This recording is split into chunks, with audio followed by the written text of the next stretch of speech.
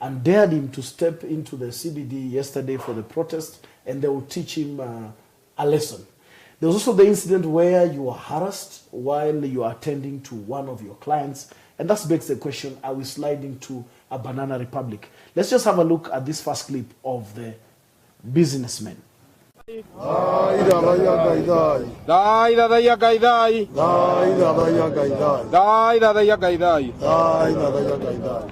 It has come to our attention that the political climate of our country is heated and is headed to the wrong direction. We as Gema and Nairobi business community have in the past bared the wrath of demonstrations and subsequent violence that have resulted to wanton destruction, loss of property, and even loss of lives in Nairobi. On 8th of August 2017, Kenyans went to the polls and exercised their democratic rights to vote for their chosen leaders. It is imperative to note that IEBC conducted 6 elections which were fair, credible, and transparent to the satisfaction of local and international observers. Though NASA went to petition the presidential results, all others were upheld only with a few petitions at the lower courts by persons who were unsatisfied by the outcome. Well, there you go. I mean, I don't know what to make of this. Are these really businessmen? Are these... Because I'm not saying that having dreadlocks disqualifies you from being a businessman, but Mheshimiwa, are we sliding back to the dark days? The answer is an unequivocal yes.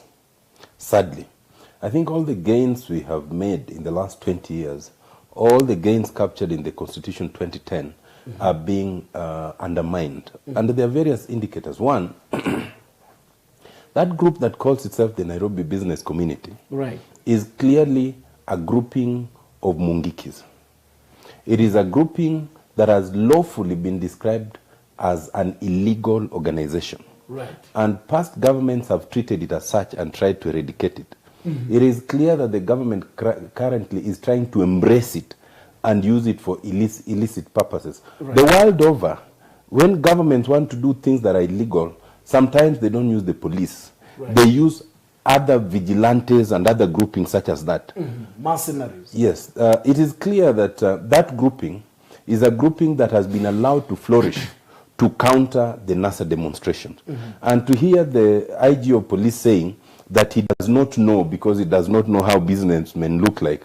Well, maybe he does not know how businessmen look like, but at least he knows how Mungikis look like. And those are clearly Mungikis. Secondly, when you're in a country where the government tries to circumvent court orders, where the government tries to do everything within its powers not to obey a court order, as this government is doing in respect of the Supreme Court, you know you are going bananas. Thirdly, a country that is well governed democratically looks after its past leaders. It looks after its present leaders. It tries to make sure none of them is in harm's way. What this government has done through the Inspector General in withdrawing the security of past vice presidents, past prime ministers, and a current candidate and a running mate, when there are only 2 candidates, is indicative that it is not trying to protect them. It is not trying to ensure security. It is trying to undermine that security. And also, lastly, the police in this country are expected to be independent. They are expected to be a service, not a force. And one of the things the Constitution is very clear on Article 49 is if you are suspected to have committed any crime, there are very clear procedures. The police must come to you and introduce themselves by name and force number. They must tell you you are a suspect and force number. They must tell you it is suspected you may have committed this crime. And after investigation, we believe that you may have committed it, and therefore we wish to arrest you. They tell you the crime for which you are being arrested. They must disclose to anybody with whom you are and to you which station they are taking you to. And once they take you to that station, you are entitled to police bond. In this country, The police are not shy, even in live camera, to abduct you.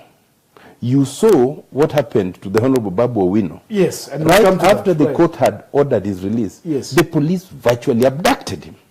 That is not what happens in any democracy. In any civilized country, for that matter.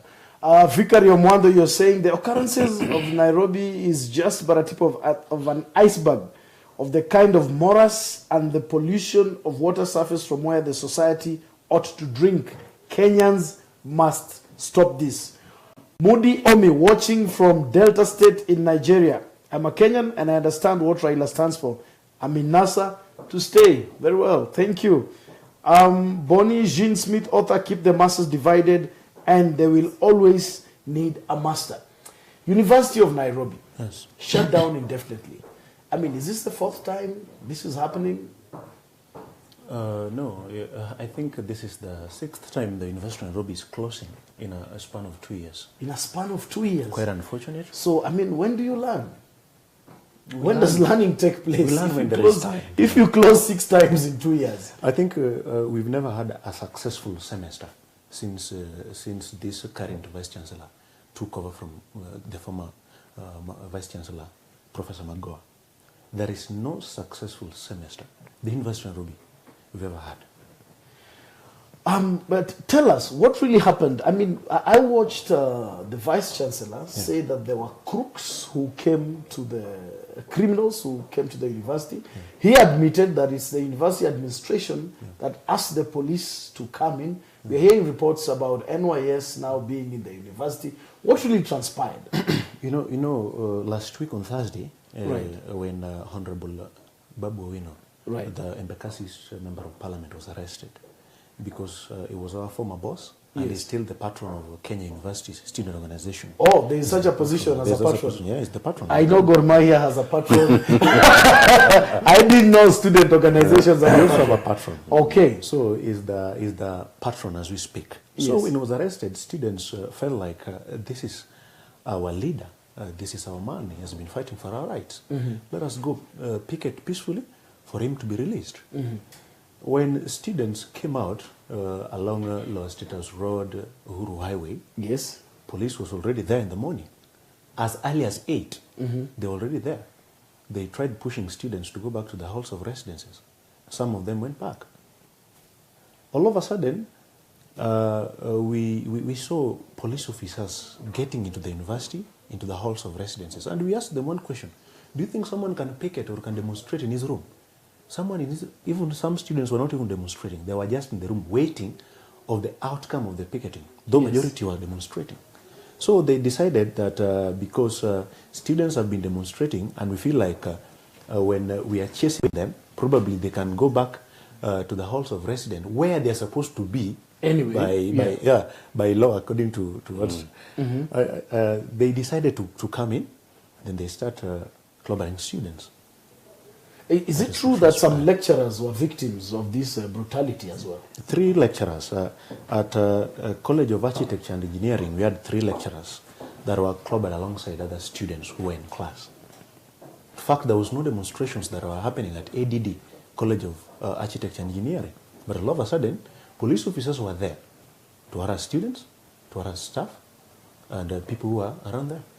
What is the exact role of NYS in all this? NYS was incorporated by the university administration to safeguard students. According to them, they say that it is a politics time or electioneering period. Therefore, for that case, we need to have a backup of security, which, according to us, or according to the student leader, was not seeing the need. Instead, they were even making life difficult for students there. Well, I mean, it appears like they're there for intimidatory purposes, so to speak. I've been to Kampala severally, and one of the things you see in a very pronounced fashion is the presence of police. Everywhere and anywhere. Winnie, watching. Thank you for watching. Anthony Molari, watching my friend Otiende. I love this guy. Do you know Anthony Molari? Well, I mean, like I said, you're grossly popular at the moment. Kombo Omar, following from Canada.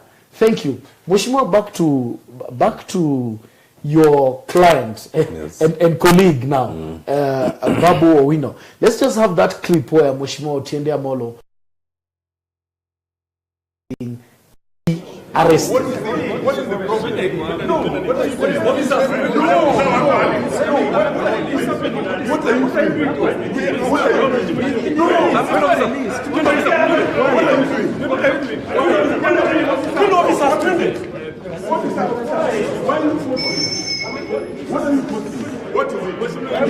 You can't. I don't care.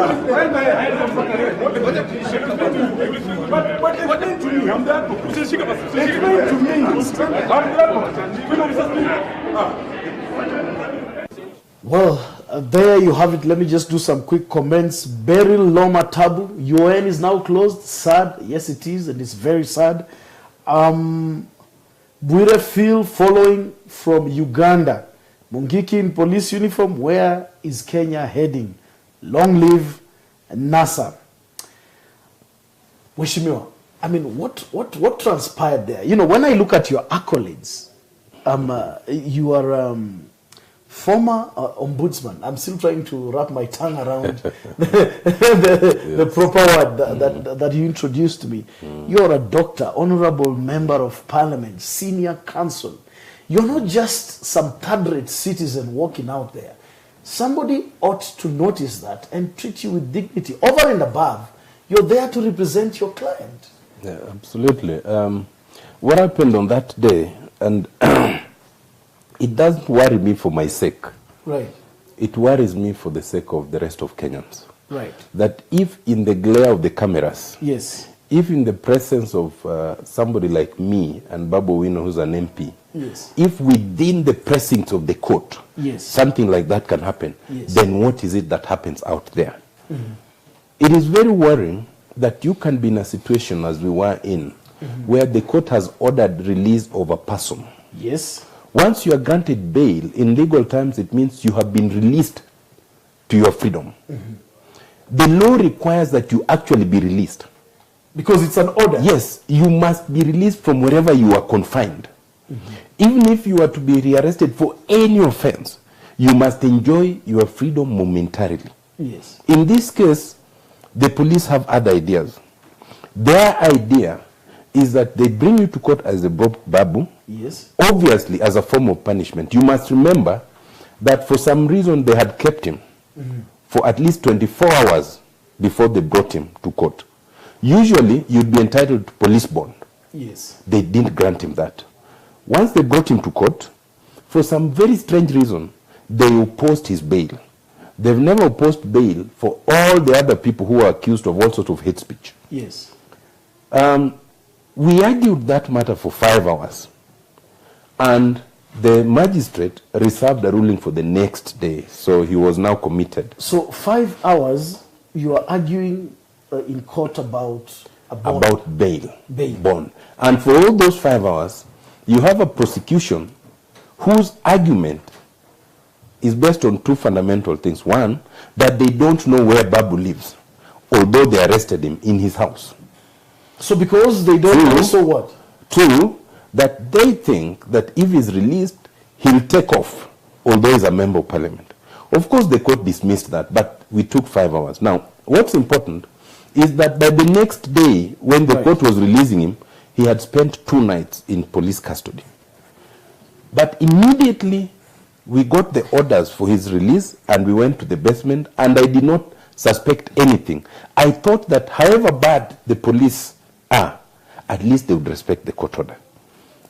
And you see in that clip, I was caught totally unawares. Yeah, yeah. We And saw all I could ask, which I must ask, and which we must urge every Kenyan, you must insist on your right.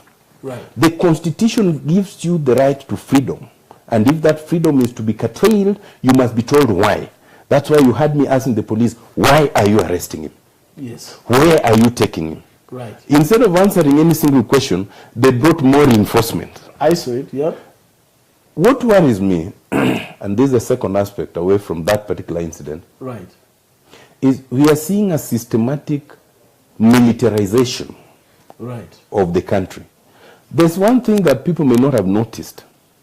The National Youth Service uniform was always green. You realize in recent times they have assumed the jungle uniform of the armed forces. Yes. Why? It is because you are having a situation where under our constitution, there are three entities that are clearly recognized. The police, and that's both the administration police and regular police.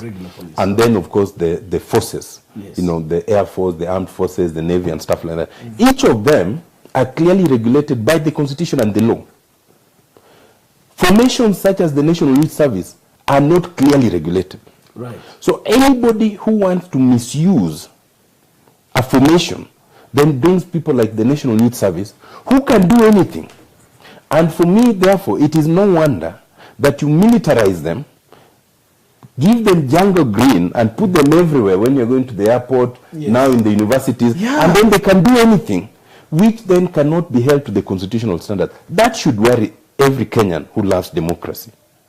And so I think that the Kenyans, as Kenyans, we should remove ourselves from this thing of thinking this is about the presidency, this is about Uhuru and Raila. Yeah. We should look at the telltale signs, the things that are telling us things are going from bad to worse, rather than that now I'm with Uhuru, I'm with Raila, and then you think that everything is around that. No.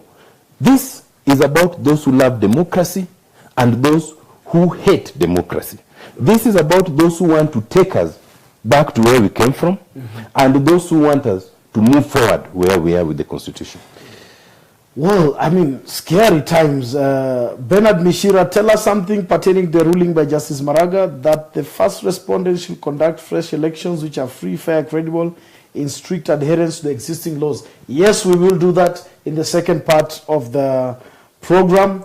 Emily, may Almighty God protect us in our beloved country, Kenya. We are in trouble. How many students have died out of the latest incarceration by the police, if they are the police, so to speak? By yesterday, there was one student who was already dead, and two are in very critical conditions at Kenyatta National Hospital. I mean, some students were here in this studio, and they indicated to us that there could have been some rape cases. Is that also, are you aware of such? I'm aware of that. There were rape cases. In fact, when police officers invaded the institution, the first victims or casualties were ladies, because they went directly to Hall 4 and Hall 5, where first years and second years ladies are residing. Then all of a sudden, they were inside rooms, ladies were screaming, and no one would help them out. Because at that case, if you would come across them and you're a man or you're a student, they'd arrest you or clobber you directly. I mean, there were rape cases. The university has blatantly denied and said, in fact, according to Bithi, if I heard him correctly yesterday, it's like he's not aware. I mean, and he says there were some crooks who came, and that's why they had to. Mheshimiwa, as a lawyer, is there recourse for such victims? I mean, what should happen? Well, first there is recourse, and I think part of it is already on. There are at least two organizations that look into such matters. Right. One is the Ombudsman Office, which I occupied previously, and it can look into those matters of its own motion. So I would expect that by now they've already initiated that. The other one is the Independent Police Oversight Authority.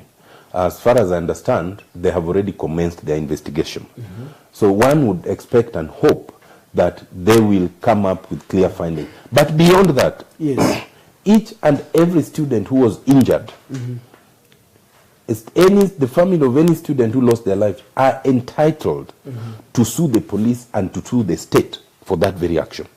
Because it cannot be right for you to be attacked, clobbered, and even suffer death or rape in those circumstances. Right. But I think there's a fundamental issue here. It appears to me that the University of Nairobi is suffering from failure of leadership.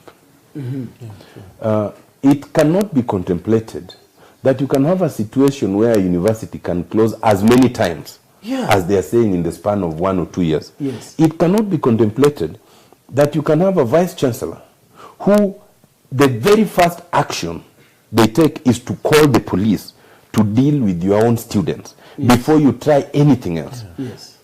It is always expected that as a vice chancellor, as a leader, the first thing you do is protect your own. You protect your lecturers, you protect your students. Right. The second thing is that in the event there's a problem, you yourself or your intermediaries will try to talk to the students to see if you can solve it. The third thing is you will see if using internal mechanisms you can assuage the students. Right. But any vice chancellor who is more executive than the executive and believes that any demonstration is illegal and it should invite the police surely does not deserve to be a vice chancellor. Okay, very well. We are going for a very quick break, and when we come back, we're going to have a look at the new set of laws that were passed in Bunge, the laws sponsored by Jubilee, and the implications that they have in the forthcoming elections, and whether or not those elections are going to be there in the first place. Just going for a quick break. Don't go away.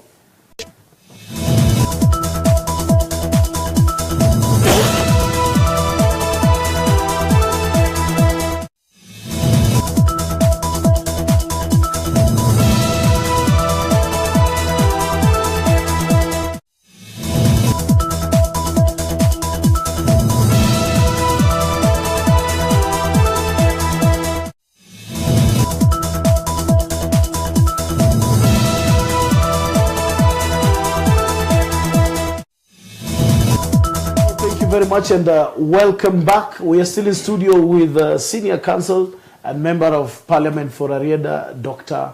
Otiende Amollo. Now, Mheshimiwa, the recent set of laws, I mean, they were passed in a rather acrimonious fashion in Parliament. What does that mean? First of all, the number of days for publishing a bill to mature, to be presented, was reduced from 14 days to 1 day. And then the laws were passed, of course, with the absence of the NASA parliamentarians. What do these laws mean? And how can they be applied in this forthcoming second round of presidential elections? Thank you. It's a very chaotic situation. Let me start by indicating some preliminary problems before you even come to the content. The first problem is that while the laws have not been passed, they're being discussed now. There's what they call public participation. However, the first problem is that the laws that they are seeking to adjust were laws that were negotiated. You remember the Kiraitu Orengo team? Yes. It was bipartisan, it was agreed upon, and both President Uhuru and Prime Minister Raila implored the members of parliament not to change a comma. Why? Yes. Because this was bipartisan and it involved agreements even outside of parliament. Now, the majority in the National Assembly, that is the Jubilee, have decided to change this unilaterally. That's the first problem. You do not unilaterally change a bipartisan agreement. Number two is, in doing so, they are trying to change the law when we are 3 weeks to the next election, if it comes, okay? Yes. And they are trying to change it in such a fundamental way that it is clear that if it is passed, the IEBC will not be able to conduct those elections. Certainly not as expected by the Supreme Court. Thirdly, because it's like a crisis, they fast-tracked it. Usually the bill should take about 14 days. They reduced it to half a day.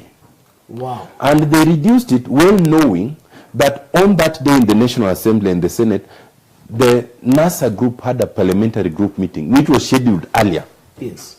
So the leadership of Jubilee in Parliament mischievously decides to bring the order paper that brings that debate on that very day, knowing most members of Parliament will not be there. And that was the intention from NASA.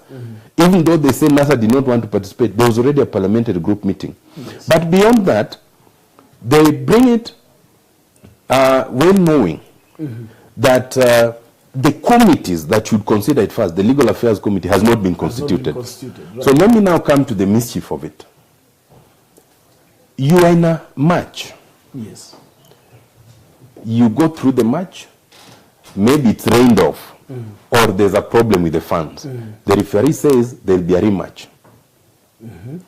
When you come for the rematch, there is no way the referee or anybody can introduce a different set of rules other than the rules that guided the first match. You cannot say, for example, that now for this match, you're allowed 13 players, not 11. You cannot do that. You can't do it. You cannot say the goalpost rule has now changed. You don't do that. Certainly, in an election, the Supreme Court was so clear that the IEBC did not conduct the elections in accordance with the Constitution and the law.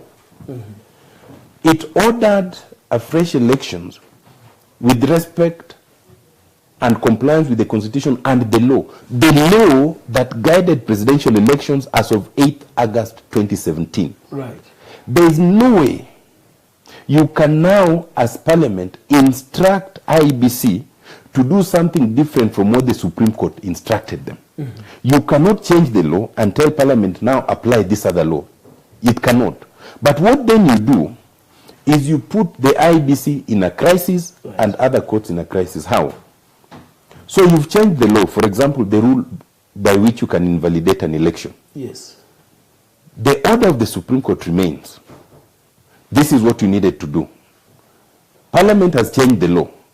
And the law now requires IEBC to follow this other route. So which route does the IEBC follow? If it follows Parliament, then the Supreme Court will certainly nullify anything it does in accordance with that. If it follows the Supreme Court, whoever loses will challenge it, saying that you didn't follow the law. Why would you create such a crisis? Secondly, what are the lower courts to do? By the Constitution, Article 163, Subarticle 7, Right. all courts, the Court of Appeal, the High Court, Magistrates Court, are bound to apply the law as stated by the Supreme Court. So the law still is, in a material way, that you will invalidate an election if there are substantial irregularities or it did not fundamentally comply with the law. Now they are changing it to say there must be substantial irregularities, and the law now is instructing the lower court to follow a different regime from the Supreme Court. Why would anybody create such a crisis? But it does not stop there. Let me tell you only two of the worst things about that proposed amendment. There are many. The first mischief is this. You're being told that now our election is both manual and electronic. And electronic, right. The electronic one is for purposes of amusement, because you can transmit it, it will be shown in a public portal, but that public portal does not have to be accurate. That public portal will not be used to announce the result. And yet we've spent 2.4 billion as we speak today illegally paid to Otiende for that public portal. Two, you have a law that says there are 7 members of the commission. There's the chair and 6 others. This law says that at any time you can have 3 members. They are allowed to decide who to be the chair among them. And that chair can perform all the functions of the chair, including declaring whoever has won the presidential election. So what will happen? You can end up with 3 commissioners who decide Uhuru Kenyatta has won. The other 4 decide Raila Amollo Odinga has won. So who will have won? Who will have won? It is so mischievous, it is so incompetent, it is in such bad faith that I cannot imagine. Unless Jubilee have decided that they do not want us to have elections on 26th October under any circumstances. So that rather than address the irreducible minimum that NASA addressed, they have chosen to now bring an impossible situation, and then it results in not having elections, and then perhaps, as Attorney General Gidu and the others argue, have Uhuru Kenyatta continue for an indefinite period of time. I know. I don't know. I'm just, as a layman and as a citizen, it's so much to digest. I mean, in the middle of so much that is going on, even with the economy and all that, Phil Outer watching from Qatar. When I saw Otiende Amollo being pushed and struggling with police officer who work with the law, tears came to my eyes. I am in NASA to stay. Thank you. Now, there is talk that based on this new law, there is loophole. There's a loophole, or there is room for a judge who is not Maraga to swear in a president or Uhuru, so to speak. Is that the case? Initially, in the Jubilee discussions, they wanted to go that way. Right. But I think in the drafts that have been brought to Parliament, they've shied away from that. I think they've decided to do one at a time. I think they've decided to go for the jugular of the IBC chair, and perhaps at a later date go for the jugular of the CJ. But the argument is the same. If you can argue, as the law is arguing, that any member of the commission can assume the role of the chairperson and declare a winner, then you can logically argue that any judge can assume the role of the Chief Justice and swear in the President. That is the logic of that argument. And it is very sad. The Constitution is very clear. Chebukati from being chair before we have the next election. And that is ominous. Ominous, I mean, for my benefit, and many more whom I want to believe may have the same challenge as I do. What is ominous? in these circumstances, it is scary, because it would mean either one, that by some divine intervention, they're able to predict that Chebukati will not be in a position either to be alive or to be able to perform his duties, or ominous and scary in the sense that they might intend through unlawful means to cause him to vacate that office. Either of those situations is terrible and scary. The businessman can show up. I hope not. I mean, it is very scary and ominous, so to speak. There was a group of envoys who spoke yesterday. Amongst them was U.S. ambassador, and largely the group of envoys are from European countries and our other development partners. I mean, they appeared to condemn the introduction of the new laws at this stage, but they also indicated that IBC needs to be given a space to conduct the elections as ordered by the courts. They did not seem to apply pressure on particular individuals, say Chiloba and company. I mean, perhaps to exit first before, as a measure, before we go to this election. They even threatened, mentioned some actions, a set of actions they can take, say travel bans, sanctions, and other unspecified actions. What does this speak to our sovereignty first? And wouldn't it be prudent for them, for example, since companies like Mofo, Saffron actually originate from their countries, to apply pressure on the integrity of these service providers before we get to this next election? I watched the statements by the envoys, and I also read it. I was happy with it for a number of reasons. And I'm happy with it for two. I was happy with it because, first, the envoys have at least changed their language. For the longest time, they were only speaking of peaceful elections. Finally, they've realized that you also need fairness and credibility, and that is a good thing. That's a good thing, Two, they asked for people to allow the IEBC space to conduct its work, which is okay, because IEBC is a commission. And especially as NASA, we have never asked that IBC as an entity be evicted or anything. We have asked for specific individuals to be removed. So that is still okay. Thirdly, they suggested that any calls for removal of anyone should be done as by law contemplated, which is also fine, because that is exactly what we've done. But importantly, they agreed that trying to amend the laws at this stage is unwise, it is dangerous, and it will be counterproductive. However, They spoiled their statement by two very subtle statements there, which I think were unfortunate. One, when you are envoys in a country and you are trying to generate goodwill among players, you do not threaten. You do not come and say, oh, if you don't listen to us, we will deny you visas. We will do this. We will. You don't do that, because the two don't go together. Human nature is such that if you come with a confrontation, you will be met confrontationally. Of course. If you come with persuasion, the milk of human kindness in one will mellow and will meet you halfway. That was unfortunate. The second unfortunate thing is some of the envoys then started talking about their investment in Kenya. That betrays a very fundamental issue.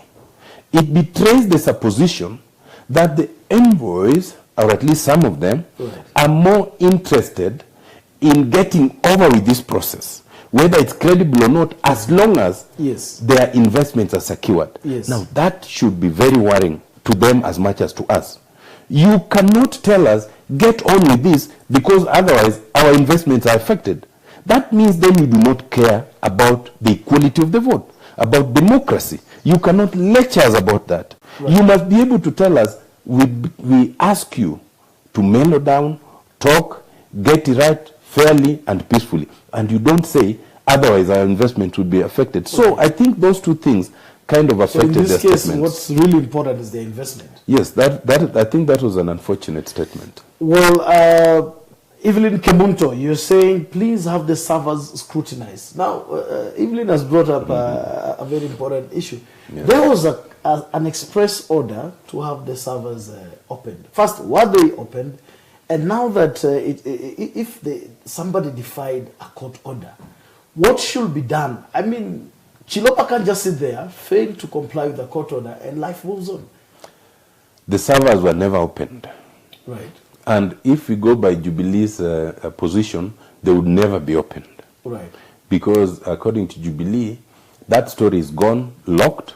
Moving forward, we don't need servers or anything because we go manual. I think it's unfortunate. The position that we took in court, and which we take up to now, a number of people have asked us, why have you not gone for contempt? Yes.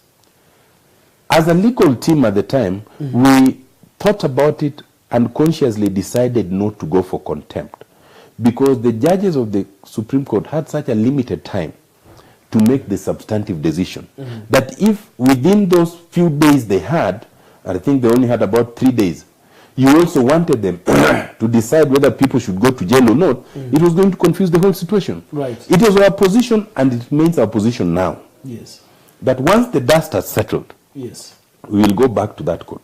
You know, court orders, non-compliance with court orders don't expire. You can always go back to court at any time and call upon the person who did not comply to explain. It is our position that once we are over with all this, we will go back. We will summon Chiloba and those who work with him, wherever they will be, to come and answer for contempt. Our worry now, secondly, is that the IEBC, with the support of the Jubilee team, is interfering with that evidence.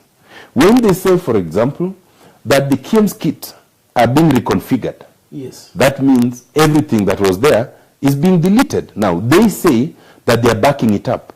You can't back up things without everybody being there. We don't know what you're backing up. You'll be backing it up selectively, and we don't know the integrity of that backup is already affected.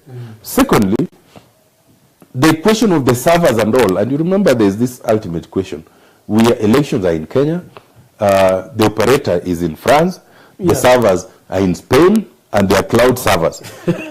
One of the things we've insisted is that the servers should be in this country. Right, and I think there was a memo by Communications Authority to the same effect. To that effect, the Communication Authority was very clear that for the integrity and security of this nation, such information cannot be stored outside this country. Right. But the government, the Jubilee government and IBC wants to sweep all that under the table. So the so-called irreducible minimum of NASA is not really about NASA. It's about this country and what's good for this country. And that's what people need to understand.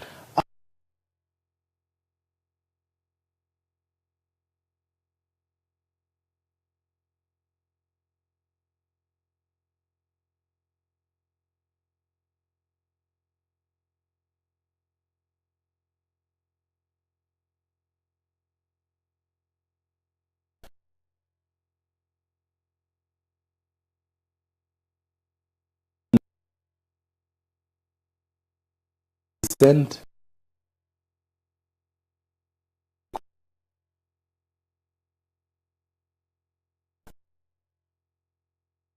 of law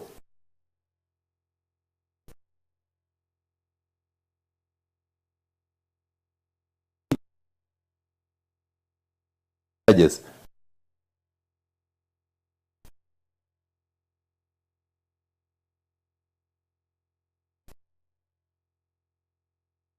must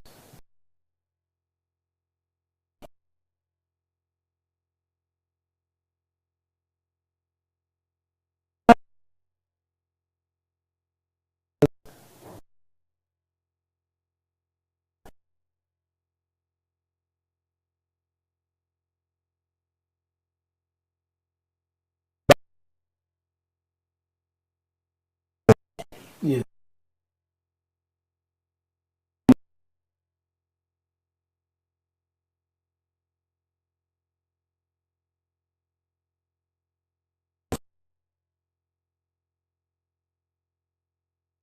for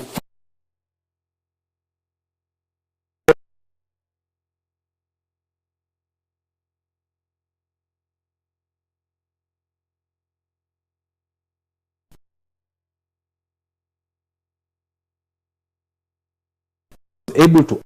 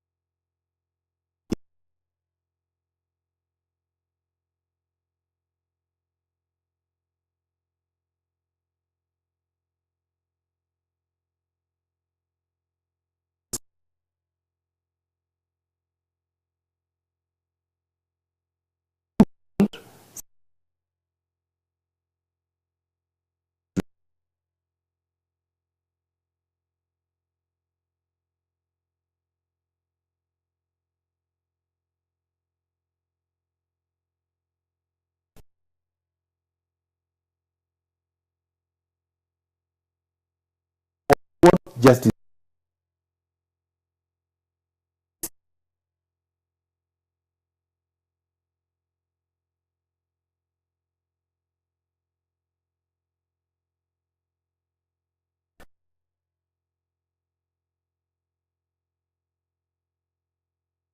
Mheshimiwa,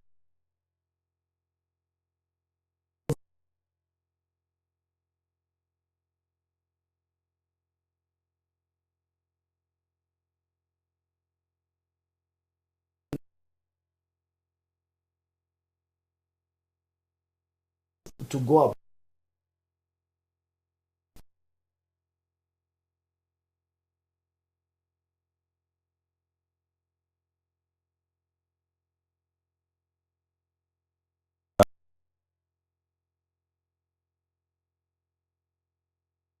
and to touch on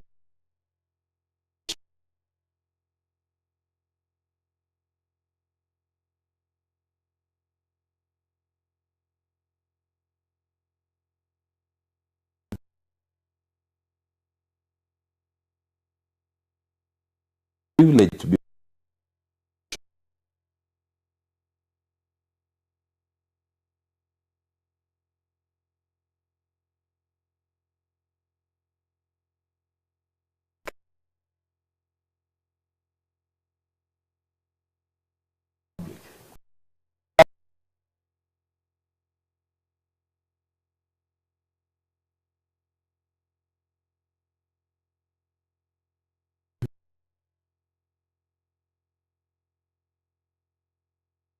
duties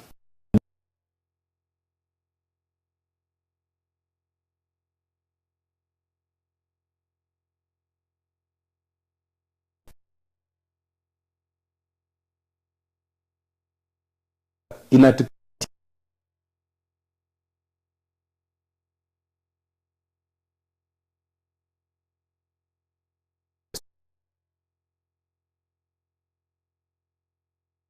Article 1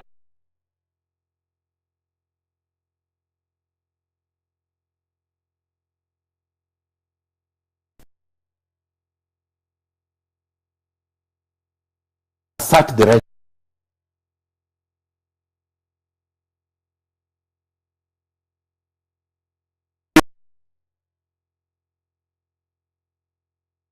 Achieve that.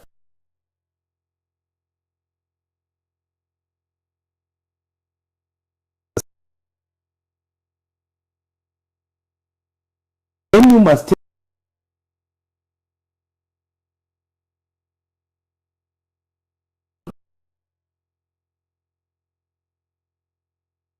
sufficient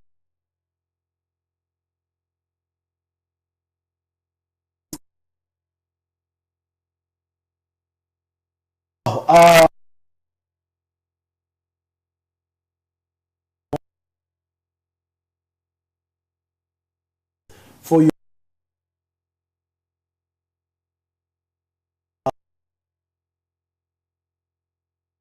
What I think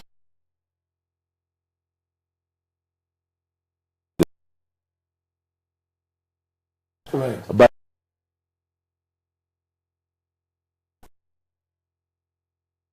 it must work.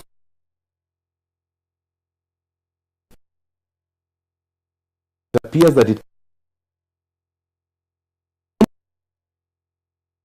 some of us Very well. The discussion. We've learned a lot. 27